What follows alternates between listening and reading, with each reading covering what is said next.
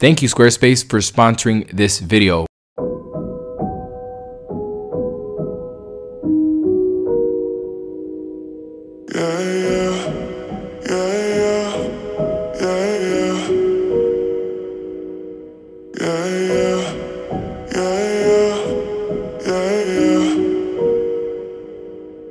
You're about to lose me, just like that, just like that, just like that, just like that.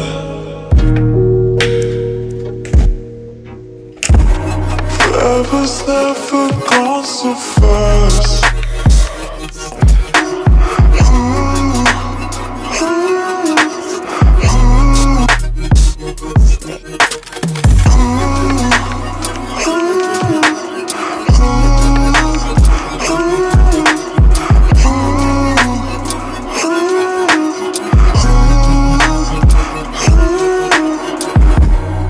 Forever's never gone so fast. Just like that. Forever's never gone just like that. Just like that.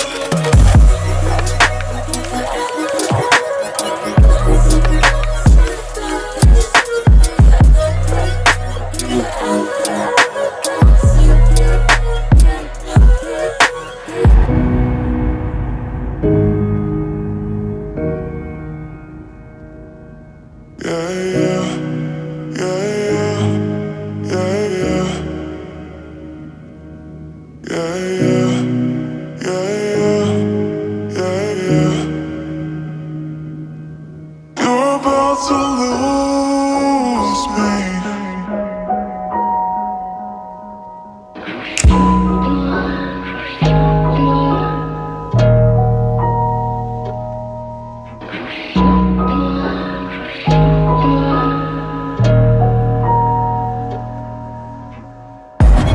Forever's never gone so fast.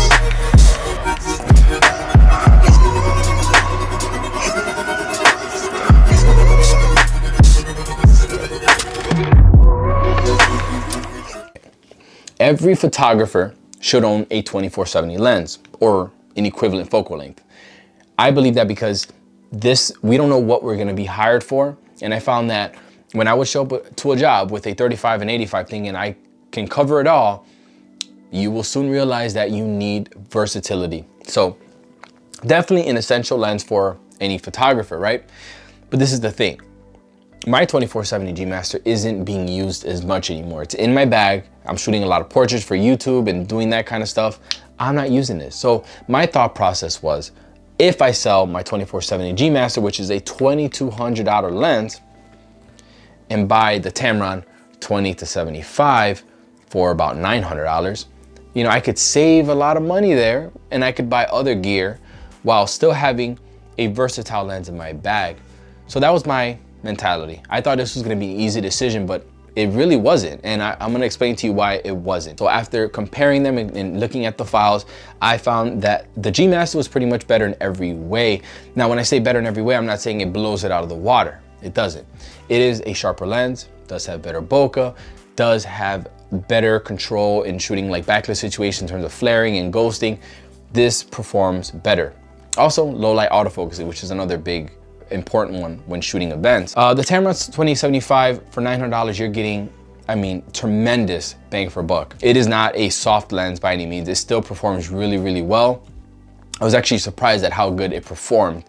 And in such a light package. This lens isn't built as like a tank, but it's also a benefit because you're not gonna get as tired using this lens. It's super light. It's almost like it should be on a crop sensor camera. You know what I mean? It's so light. So I was really impressed with the Tamron.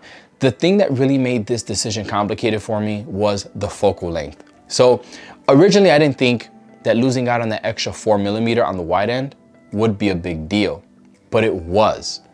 The 28mm compared to the 24, you get a lot more real estate with the 24. And I remember thinking back to when I shot weddings, a lot of the times my back would be against the wall, shooting at 24mm, trying to get a wide group shot.